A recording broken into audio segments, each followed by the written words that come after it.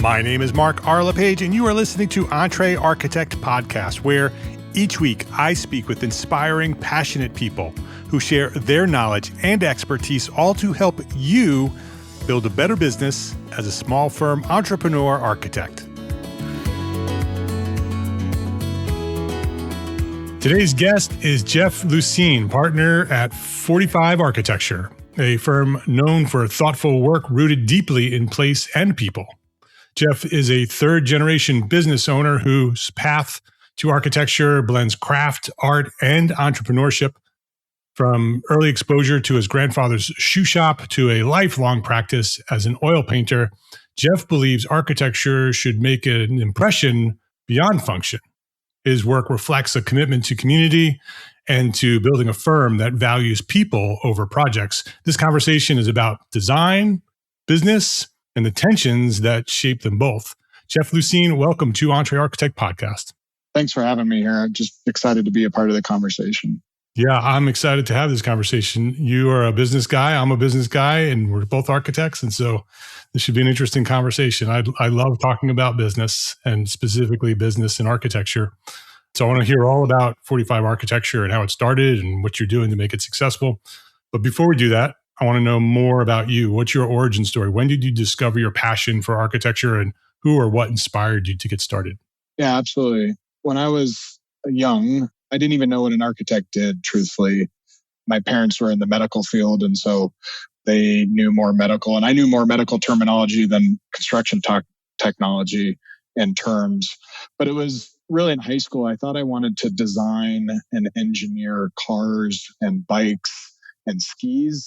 Industrial engineering was what I thought I wanted to do. And my father, rightfully so, was like, well, I think you should talk to industry people who are in those fields that know a lot more than you do what they're doing. And that's what I did. So I interviewed professionals in those fields when I was in high school and figured out that engineering was maybe a little less creative than I thought it would be. And to be really at that top for, say, car design was really difficult. And so it was also a location thing. You know, where did I want to be in the region in the United States? Because there's only a few places in the country that really design vehicles and cars and bikes and things like that. So, you know, the world of architecture started to open up, and it was a nice balance between engineering and science, which I loved. You know, it has practical answers and absolute answers for the most part, right? People could debate that. But then the other side of the art side that I was really drawn to, it did have that. It had the ethereal side of architecture and what beauty is. And then it had, well, building has to stand up and, you know, repel water and things like that. So I liked the science and the art side of it. And a friend of mine, it's interesting, he was going to go into architecture. I was going to go into engineering. We switched. He's an engineer and professionally, now I'm an architect professionally. So we kind of joke about that story that we were sitting in physics class in high school together and where we are now. You swapped lives. We did, yeah. So it was really, you know, my grandfather was a tinker. He owned a shoe shop that would build small miniature doll houses for my sister. And, you know, I would say, could I have this plane? And he would build a plane out of wood and rubber bands, and it would fly around the room kind of thing. And I always loved that side of it, kind of the craftsman of just taking little pieces and building things. And so that love of creation and craft came from him. And then the drive really came from my father to figure out what I wanted to do. So you were based in Bozeman, Montana? Yeah. I moved back about 10 years ago, kind of did a stint to find experience, frankly.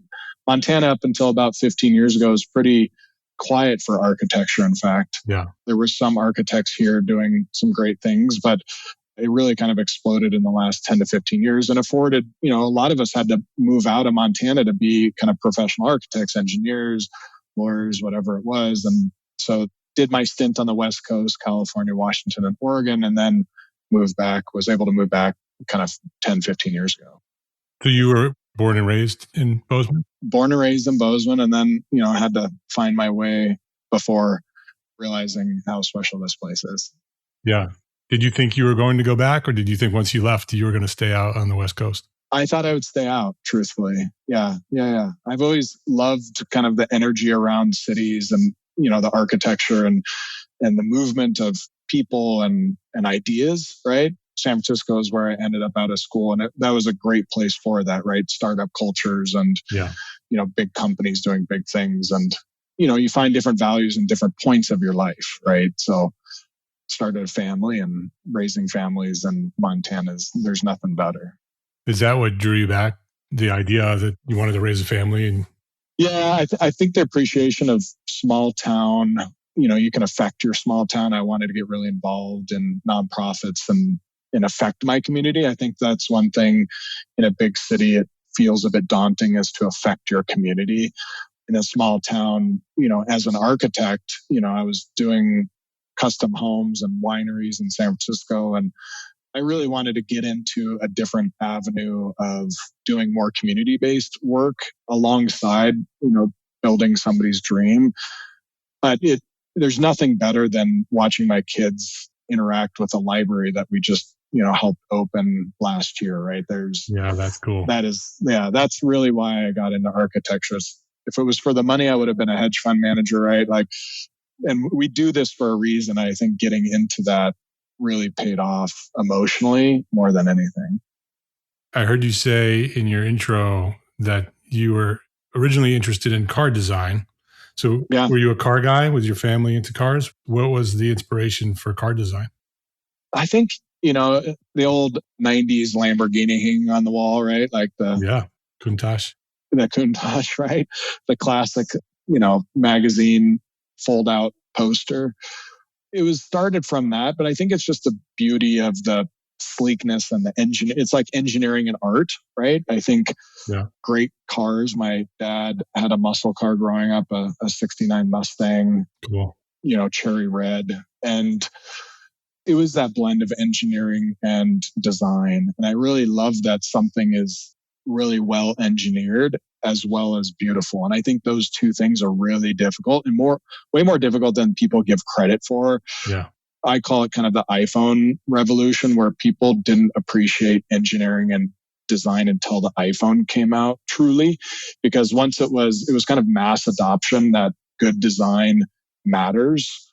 And, I think there's always these little niches of people that have always believed that, but it's hard to prove that good design matters. And as an architect, we're constantly trying to do that, whether it's emotional or psychological. There's health benefits to good design, right? But at the end of the day, costs comparisons to it, some people, and I get it, they don't fully believe in it. And that's kind of the role that we have, is bringing people along in that journey to help them believe, When you went back to Bozeman to start your firm, in the timeline, was that the case? Did you go back to Bozeman and start the firm, or how did you get to 45? It was a little more happenstance than that. Moving back, I knew I always wanted to start my own firm, and I thought it would just be me finding clients that were interested. And when I got here, it is a small community, and, I grew up here, and so it was easier to plug right back in. But to move here, we were moving, my wife was pregnant, so it was like, okay, I need to land somewhere first. And a local firm was hiring at the time, and similar work that I had been doing, and it was a great fit initially. And then I think the longer I was there, the more the entrepreneurship itch really started to take hold. And, I was jonesing for an opportunity. And I was at a wedding, a mutual friend's wedding, and Ben, my business partner, was there, and, a mom of a friend, it's like everybody knows each other. And it's like, oh, Ben's an architect. You should meet Ben. And I was like, oh, okay. And so we were chatting. He's like, man, you should really work for me sometime. And I said, oh, I'll work with you, but not for you, and it started a conversation that they had already kind of started this firm a year prior. There was 2 partners at the time, just 2 people. And they were doing similar work, had some interest in residential and some public work. And I was like, ooh, this could be a really good fit from the business model side that they were starting to kind of kick up. And so it took about 4 or 5 months, but we got a kind of a deal together and came in and as a principal and was able to make some waves. And I had some clients out of Portland that were interested in helping build our company with some new work. And then it was just, honestly, it was, as you know, it's convincing people that you're worth it, right? I think that's the biggest thing we've been doing over the last couple of years. That's now transitioned to people actually want to work with us for who we are versus what we say we're going to do. But, it was 3 partners, only 3 employees. We were all partners. And a year later, we were able to hire 2 more people. And we bought out that 3rd business partner about 6 years ago. And now we're 20, 21, 22 people. And we're 11 years old. So it's been an interesting entrepreneurship journey to get to where we are today. So, how did you know Ben was the right partner? That's interesting. I think a lot of people, there's a lot of founders out there, right? Especially being in San Francisco and talking to a lot of people. Everybody in San Francisco had their work, and then they had this startup that They had this idea, right? It was a fun atmosphere because everybody had this. And there was a lot of conversations about finding founders, other founders, right?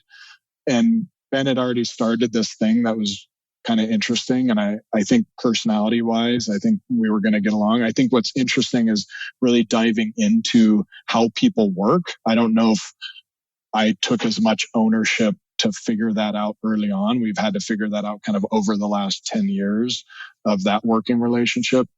But it's kind of the overall attitude of how people treat each other. It's, in some ways, I equate a lot of life and business to dating, right? Yeah, for sure. And there's a lot of similarities to that too, of nobody's going to be perfect. Everybody's going to have to figure it out together. And I think Ben was willing to do that. So it's been a good fit. So originally 3 partners, did you have divided responsibilities, or did you all do everything, or did you run it like 3 separate firms?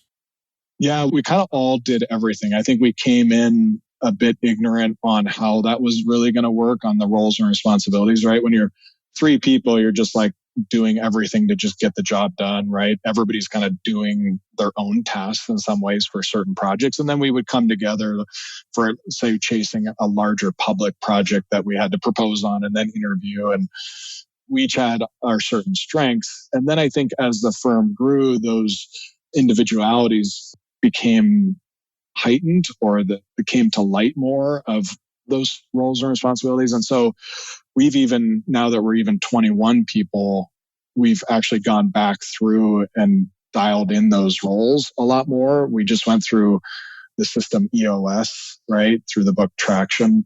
Wickman?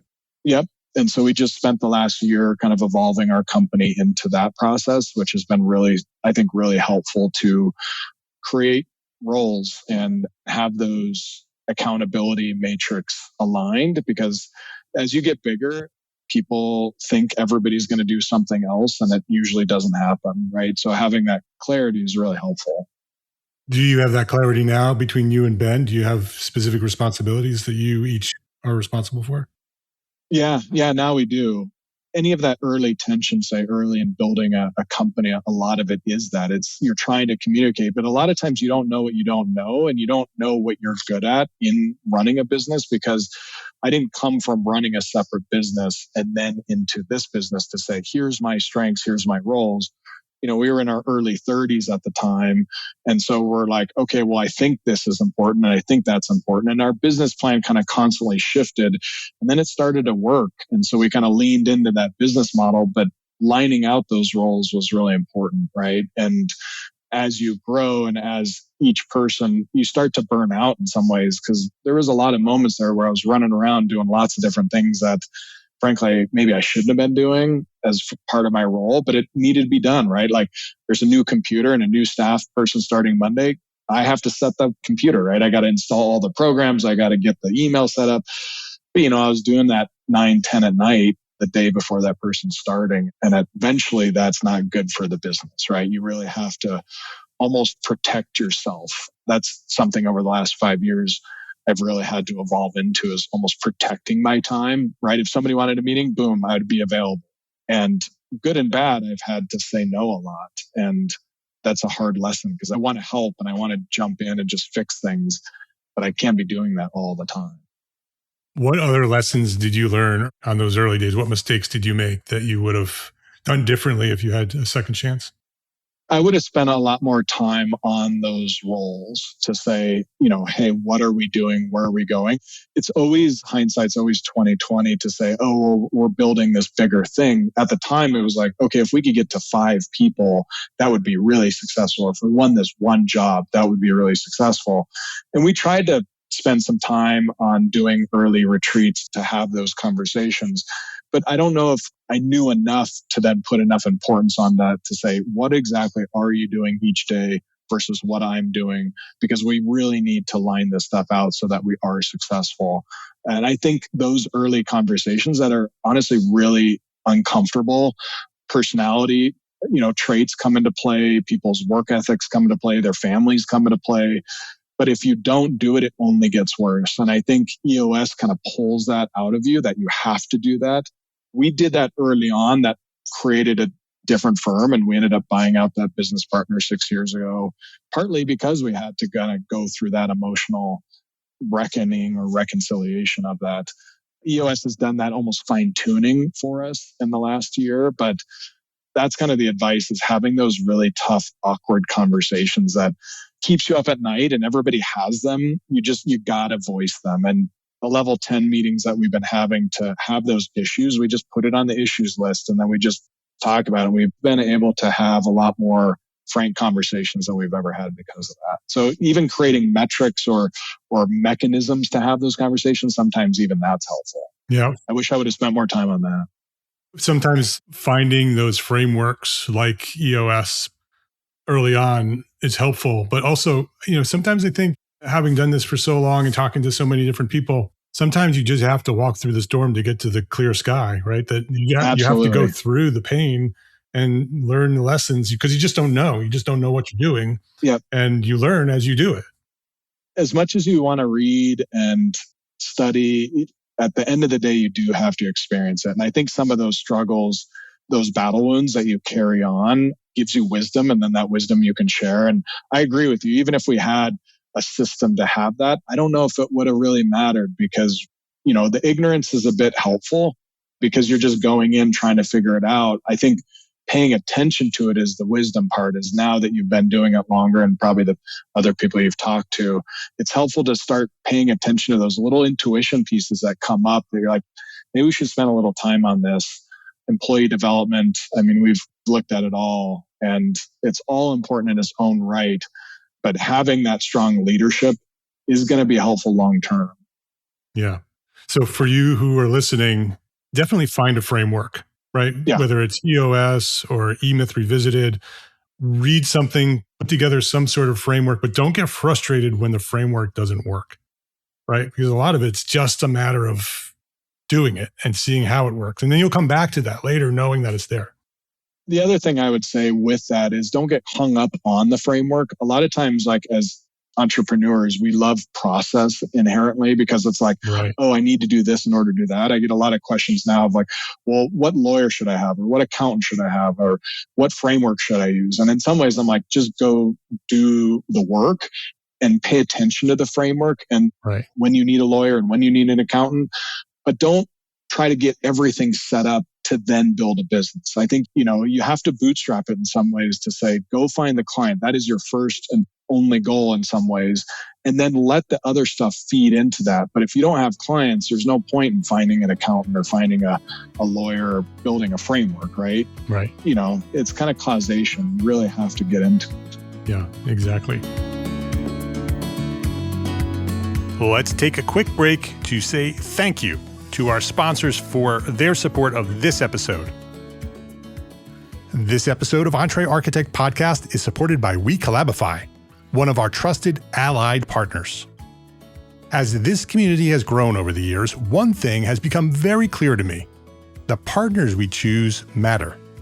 Allied partners are not sponsors. They're not advertisers. They are organizations that we've taken the time to get to know, to work alongside, and to trust.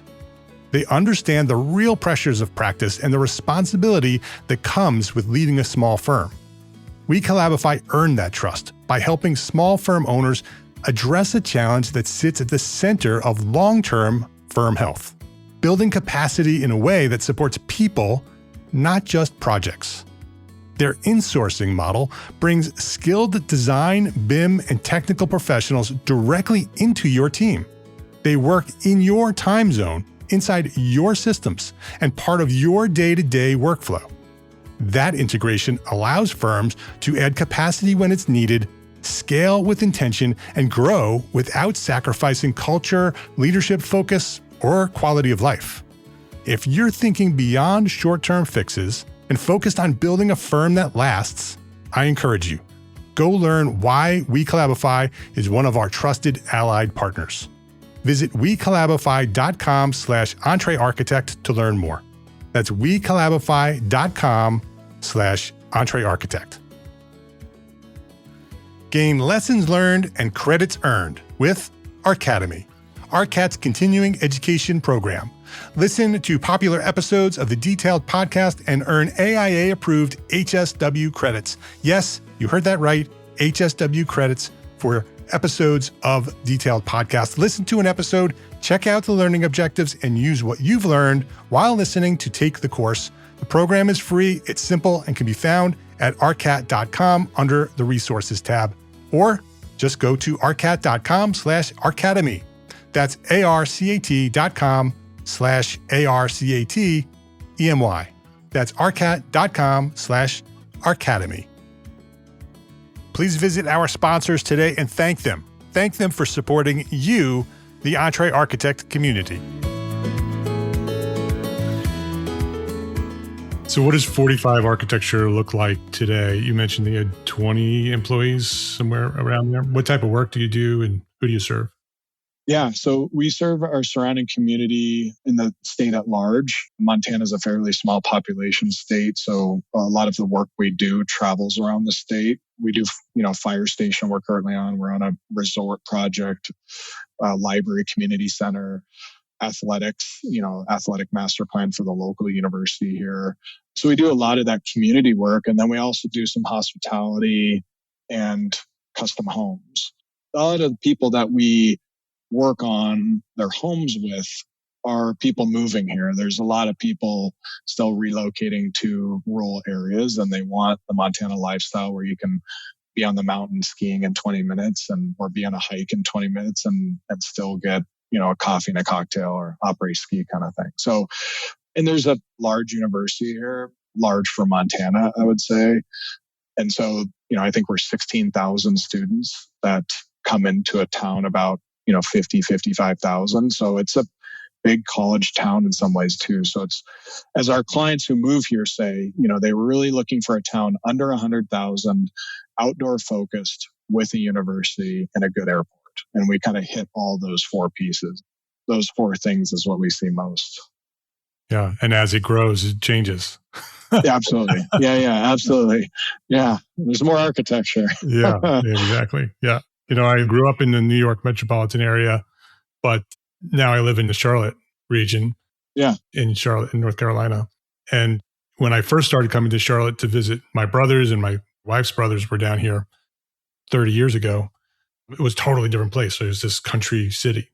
Yeah. And today it's this booming city, and it grows. You can physically see it growing. It's growing so fast, and it's changing so rapidly. And so everything that people are moving to escape the things that they don't like, it's slowly becoming similar to the places that they're leaving. It's because it's growing so fast. I call Montana a bit of a teenager, right? We're kind of going through our identity change right now. And we're kind of hitting that tipping point where enough people are here where it's not the small town it used to be, or what I grew up here, right? It just isn't. And people are still kind of holding on to that mantra and that feel and that sense of place. And so that's why I like doing community work, because it's like, if it's going to grow, how do we protect exactly and build that importance into those spaces so that it's going to be different, absolutely, but it might as well be really intentionally different versus just, whether it's urban sprawl or, placeless places that we all have experienced, those locations that have grown a lot, and the downtown is kind of dead. There's no life or kind of city culture. And so that's been kind of our fight in some ways, is how to educate people that growth can be good. We just have to really make it intentional. Bozeman has been really accepting to that. I think architecture here is more accepted than most places that are 50,000 people. So that's been the fun part, is that it's been accepted here. What kind of marketing are you doing to get noticed? What differentiates you from the other firms in Bozeman?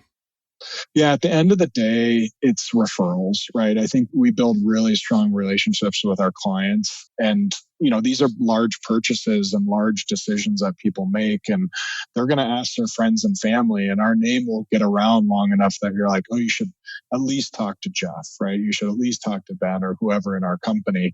And a lot of times, if we can get in front of somebody, we can win the work. I think that's one thing that we're really strong at, is building that trust, building very quickly with a client, which is really important, right? Like, walk in the room, we're two strangers talking about maybe some similarities, but how do I get somebody to trust me to take a large sum of money and design something that they're truly going to love and be a good steward of it, and then be an advocate for them long term. So that's, I think, been really successful. I've always been fascinated by ads and how, the traditional kind of 90s advertisements that I grew up with, I think are so fascinating. Design wise, the old Nike ads, Jordan ads. The Countach poster. Yeah, exactly. It all kind of comes back to that. Yeah. And people have a natural attraction to that stuff. And so I think we've always been a bit forward on our website and our social media and any aspect we can in order to represent ourselves in a certain way. I think you can curate that experience, but you have to follow it up. And it's a bit of a give and take, that you don't want your marketing to outshine your work, because that's not good either. If you can't deliver on your advertisements, then you're false advertising, right? It goes back to the old magazine ads. But if you can deliver that, and in some ways your ads and your website isn't fulfilling that, that's not good either, because then people are like, yeah, they're really good, but are they worth it, right? And you want the value of your design, because that's one thing I think is really interesting, is that value of design is a bit of perception, right? Architects are classically underpaid in the industry. At least our industry, we complain about it internally to each other that we're underpaid, but it is a brand, right? There's certain architects that get paid very, very well, and there's certain architects that don't. And so understanding the why behind the cost structures is a value proposition, right? So I think that's a very interesting inflection point that I like to needle into. And I don't think there's a secret. I think the secret is you have to raise the level of work and the experience and the value to your customers as much as that what you show the outside public, and do those together and raise one and then raise the other. So totally, it takes both. You have to do great work, and then you have to let the world know you do great work. Right. Unfortunately, it is how the world works. You have to self-advertise, because, you can be very conservative and not. I interned with a contractor in high school, just really using a shovel and just digging things. And he was like, oh, we really don't like to advertise. It's only word of mouth. And I agree to that idea if you're a small town. But as you get bigger and bigger, a lot of people are like, oh, I would have used you. You guys do great work. I just never knew about you. And that's what I don't want to have happen. Yeah. Before, when you were describing the firm and the community work that you did, my thought was core principle, stewardship. And then you said the word stewardship. Yeah. It sounds like you're very intentionally building a brand. Yes. What are some of the other core principles that you're using in your brand to identify who you are to the people who want to work with you? So we actually went through our core values over the last year, and we did a survey to our staff and said, what do you want to be known for? And what do you think 45 architecture embodies? And so we got 3 of those terms or sentences from everybody. And then we really compiled them into what we believe, and then curated that list and honed it down into 4 or 5 main core values. Craft is one of them. Approachable and coachable, I think, is huge. You have to be approachable. Yeah, that stewardship is one of them. Guard the brand, protect the culture, I think, is one. Whether you're out in public, whether you're speaking like here today, it's all part of that embodiment of who we are. So yeah, we've really tried to evolve those over the last year and then use them even when we hire. So I send out a survey to potential staff and I say, here's our core values. I want to see how we line up because this is what we care about. And if your core values don't align, it's not going to be a good fit, right? And so we actually do that as part of our hiring process now as well. Yeah, that's a great tip for sure. It's not only about branding. And that branding process is not only about clients, it's also about bringing the right people into your studio. Right. Absolutely. Absolutely. Because if you're not bringing people along and they just have a different core value and it's just not going to be a good fit long term. I mean, whether we're owners of the company or staff and everybody's got to figure out their own core value, right? And that does take time and experience, right? Like grass is always greener. And so, this is the sixth place I've worked. I've interned a couple places and then was fortunate to have employment at a couple other places around those different states. And so I've got a good breadth of different how firms are run. And we just wanted to take the best parts from all these places and really evolve it.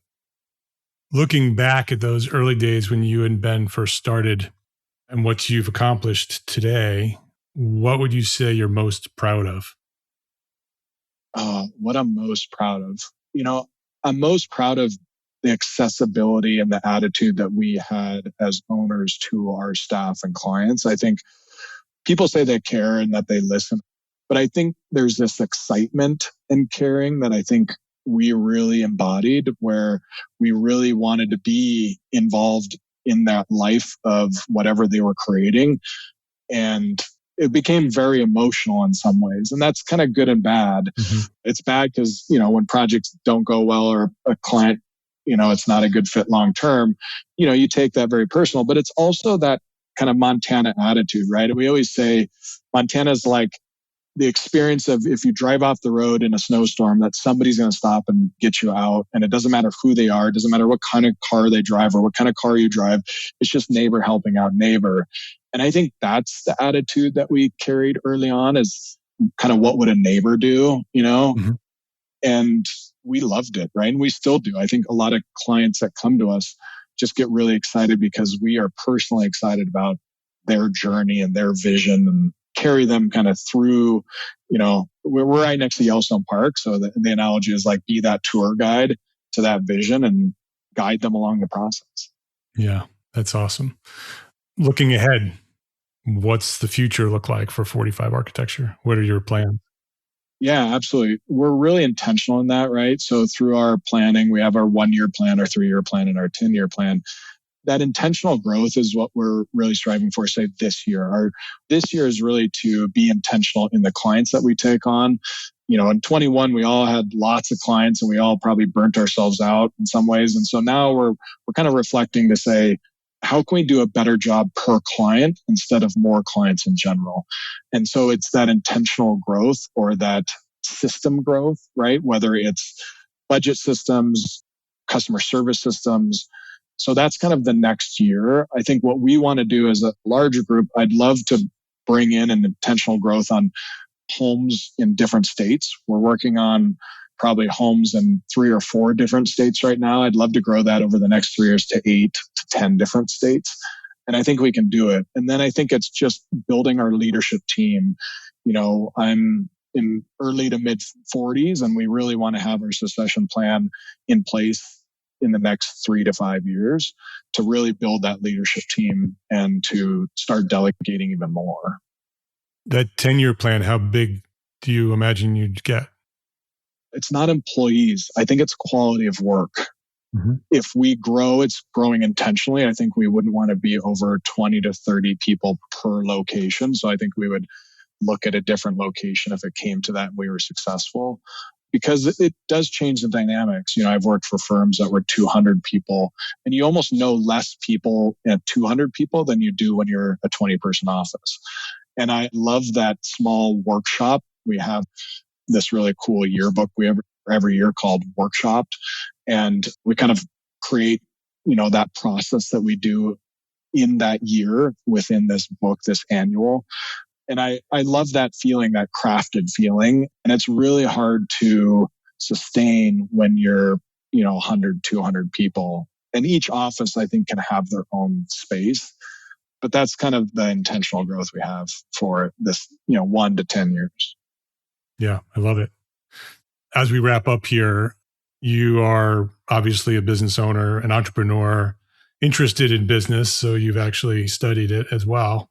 Yeah. You have thousands of architects. Lots of them are business owners listening right now. What would you say is the one thing that a small firm architect can do today to build a better business for tomorrow? Yeah, as a small business is being real, and this is kind of a blanket statement, but I think being really intentional in anything you do and have it be really, really good, right? I think the tendency as an entrepreneur is just, I got to put out all these fires. But start lining those out into a task list and take the top 3 and make those really, really good. If it's your website, there's plenty of, the accessibility to information now is extreme, right? Like you can look at any architect stuff on almost any platform and in some ways just take that inspiration and build your own website and make it amazing. Even if it's 2 projects, I think so often people want to tell the whole story. Yeah, I agree. The consumer can never consume the whole story. You got to tell the snippet that you want to say, right? It's like portfolios or anything else.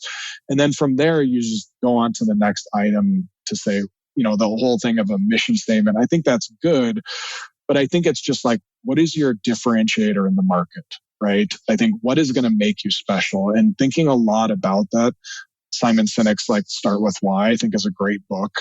And then to keep telling that story, Story Brand 2.0, I'm reading that right now. A lot of these books are really great resources to then start getting your brain thinking about how to apply it to architecture and then taking that very intentionality to little micro movements of your company to then move that along, right? And then obviously as the necessity comes up, right, you need a lawyer, good and bad, then go find the best lawyer you can, right?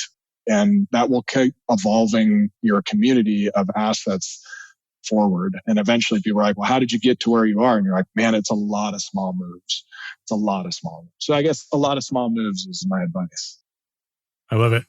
His name is Jeff Lusin. He is the principal and owner of 45 Architecture and Interiors. If you'd like to go check them out, you can go to 45arch.com. That's the website, 45arch.com. You should go to the website. They do great work.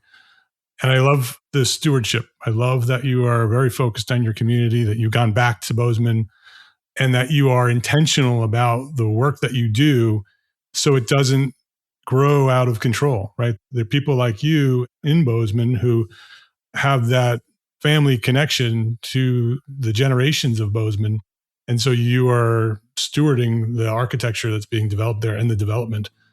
It's an important role that many architects should look to you as a role model. So thank you for doing that. Absolutely. Thank you for coming by here and sharing your knowledge at EntreArchitect Podcast. Yeah, thanks for having me, Mark. Appreciate it.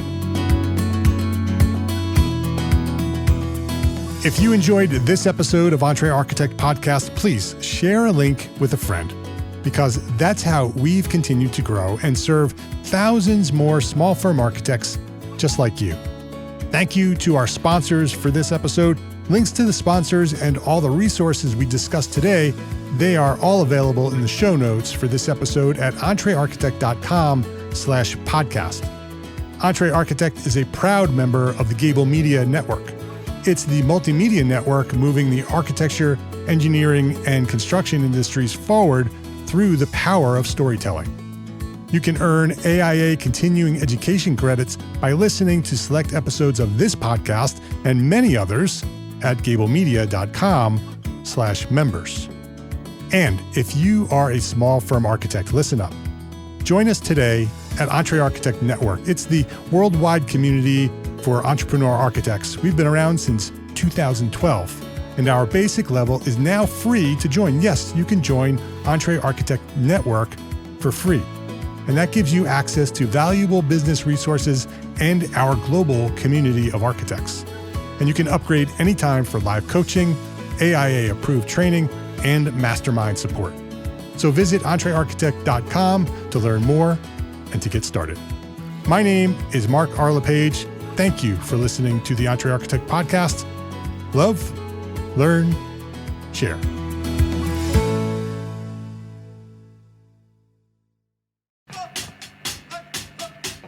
If you're an architect, a designer, a firm leader, or an entrepreneur trying to build something that actually lasts, there's a new podcast just for you. Gable Media is proud to introduce Frosty and Fired Up. Let's just be honest about it. The most powerful weapon on the face of the planet is between our two ears. And when architecture can evoke that emotion positively to create spaces for people to come together, that's a very powerful thing. Hosted by Miller Caldwell, CEO and principal in charge of Caldwell Architects, this podcast was created out of a simple belief: architecture deserves better leadership, better culture, and a healthier profession. The actions of every architect affect every other architect in some way. What I mean by that is, if we are not focused maintaining the health of the profession. Right. If we're not focused on those things and we're only focused on our internal needs, there's a greater ecosystem that we have to respect and we're responsible to. Over the last decade, Miller has been on a personal journey, figuring out what it really means to lead, how discipline shapes outcomes, and why culture always matters more than strategy alone. Along the way, he realized these conversations shouldn't stay inside the walls of his firm. We all have our superpowers in what we do, and I would say one of my superpowers is probably business development. And the way I've become better at business development, I would say, is being intentional about connecting. When you're invited to do something, say yes.